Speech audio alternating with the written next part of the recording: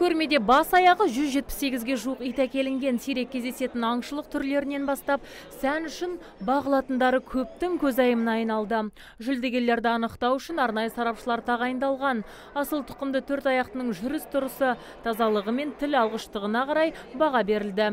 Дәл осындай иттерді бағып қағу қымбат, бірақ оларды асырап алушылар қатары күн санап артуда.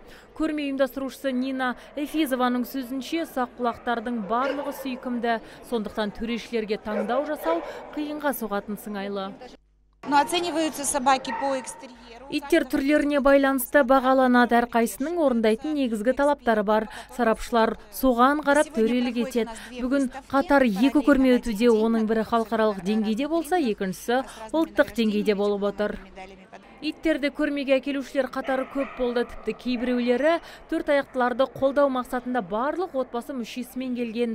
Көрмеде көзге түскендердің бірі аңшылыққа арналған қазақы тазылар болды. Үй жануарына құмай деп есім берген қала тұрғыны Нұржан Кенжемов иттер көрмесіне алғаш рет қатысуда. Қазақ тазы.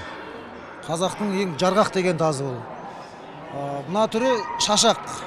Мынау жарғақ. Біз бірінші мәрте келіп тұрмыз. Бірінші мәрте. Аңға ең бейімделген тазы осы.